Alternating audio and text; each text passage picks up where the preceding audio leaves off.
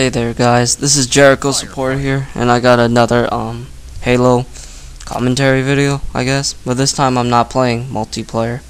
I'm too lazy to record multiplayer gameplay footage, so I decided to use this old solo firefight I had a long time ago. I don't really remember when, but about this map. I don't usually play this map that much on solo, so yeah, it wasn't my best playing, and all I can say about this map is that you do not want to stay outside because of that wraith, and there's not a lot of cover too, so it can be a little slow because you have to just literally camp inside that middle building. And yeah, that's pretty much it. But I like the map. I just think it's gonna be, I think it's better if you have like 2 other players on your side. It would probably be better, so you have more flexibility and more freedom of movement. But yeah, that's pretty much about this map. It can be pretty hard too because you don't have that much space. And right there, that was like a perfect dodge I did. But oh yeah, and about ODST, I love this game. I know this game got a lot of hate from the Halo community, and some people didn't think it was worth it for the $60, but nowadays I think it's like $15 or $20 new, and I personally think that's worth it. I mean, you get a really good, I think 7 to 8 hour campaign. You get firefight, which is really fun, although there's no online capabilities, but it's still fun to play it solo or like with a friend at least. And you get all the maps for Halo 3, and you basically get the whole Halo 3 multiplayer experience too. All that for like $15 to $20, or you can get it used, which is even cheaper. So yeah, I think it's totally worth it. But anyways, I'm gonna get on to the main topic of this video. I've been bored lately. I just really don't know why. I don't know what games I should be playing, because I'm just in the mood for some single player games, man. I don't really feel like playing multiplayer games that much nowadays. I mean, I do still play it, but I get bored of them pretty quickly. So, what am I trying to say? I'm gonna ask you guys a favor. Can you give me like a good single player games I can play?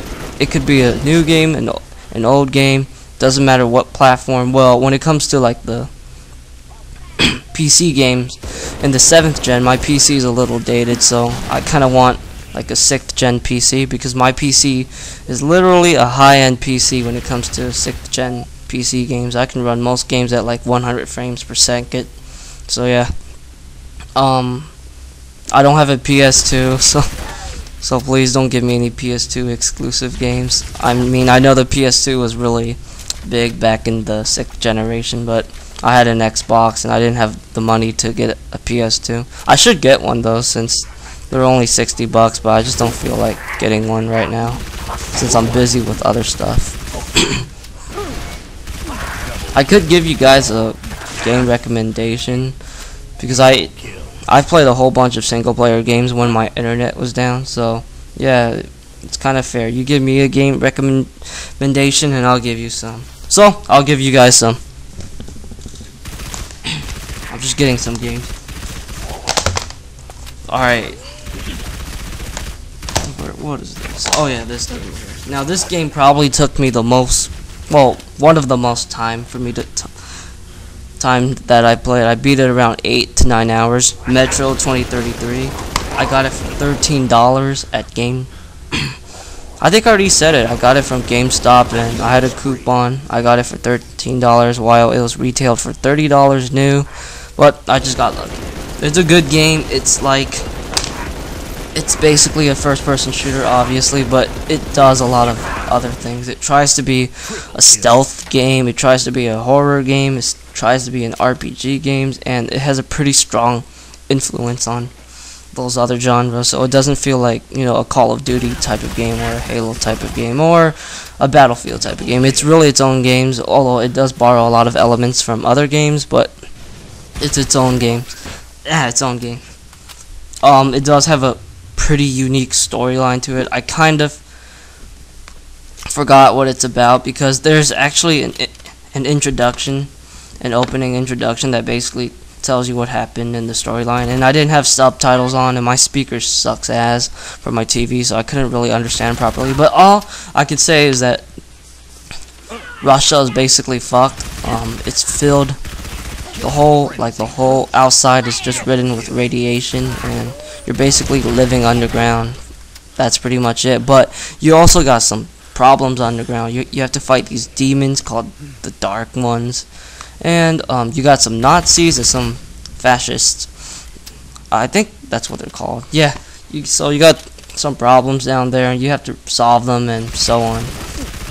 If that sounds interesting to you, you should get the game.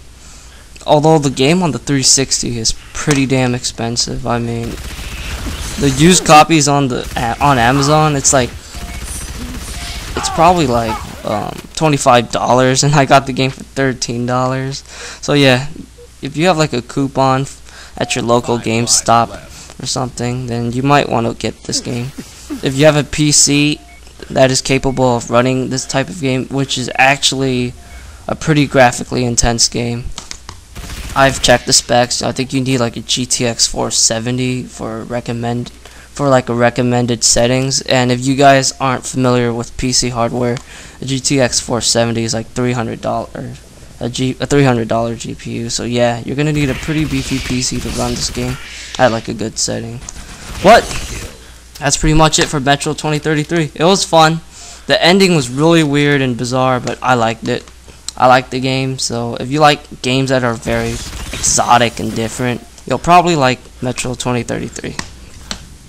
Alright, the next game, I've actually posted some videos of this game, and I'm running low on my